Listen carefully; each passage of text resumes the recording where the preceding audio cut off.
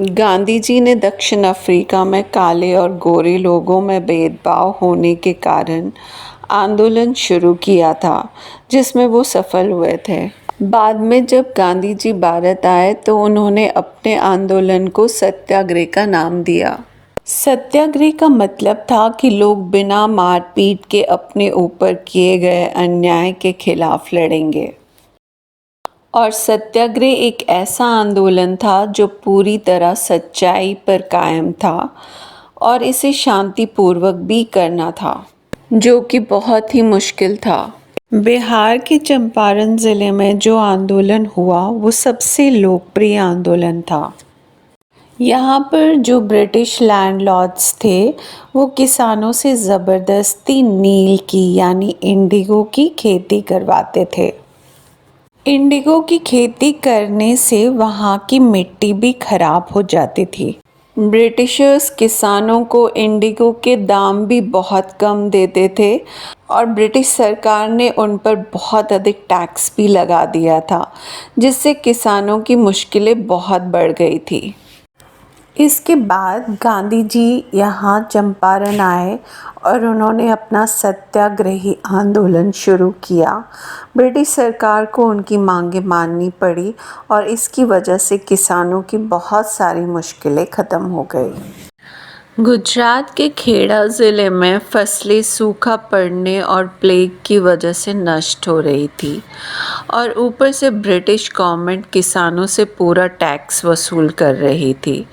खेड़ा के लोग चाहते थे कि कुदरती आफत में, नेचुरल क्लैमिटी में सरकार उनकी मदद करे, जो कि सरकार नहीं कर रही थी। गांधी जी किसानों पर होने वाले अन्याय से उन्हें बचाना चाहते थे। तभी गांधी जी ने किसानों को सत्याग्रह की सलाह दी और उनसे कहा, भले ही अंग्रेज सरकार आप पर डंडे बरसाए या गोलियां, आप हिंसा नहीं करेंगे। फाइनली ब्रिटिश गवर्नमेंट ने किसानों की मांगें मान ली और टैक्स माफ़ कर दिया और इस तरह किसानों की समस्या हल हो गई। अहमदाबाद में प्लेग की बीमारी फैलने के कारण मिल वर्कर्स को प्लेग का बोनस दिया जाता था। सन 1918 में मिल मालिकों ने बोनस समाप्त करने की घोषणा की, जिसका मिल मज़दूरों ने विरोध किया। गांधी जी को जब ये बात पता चली तो उन्होंने मिल वर्कर्स को शांतिपूर्वक हड़ताल के साथ भूख हड़ताल करने को कहा। इससे मिल मालिकों के बीच हलचल मच गई और अंत में उनको मज़दूरों की हर मांग माननी पड़ी।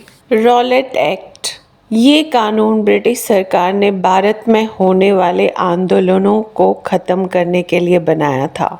इस एक्ट के कारण ब्रिटिश गवर्नमेंट किसी भी भारतीय को 2 साल जेल में बिना मुकदमे के बंद कर सकती थी। अगर ब्रिटिश गवर्नमेंट को किसी पर भी शक होता था ये आदमी या औरत आंदोलन में शामिल है या कोई राष्ट्रीय पोस्टर उनके घर में मिलता था तो वे उस आदमी को जेल में बंद कर देते थे। ब्रिटिश गवर्नमेंट नहीं चाहती थी कि उनके खिलाफ कोई आंदोलन करे।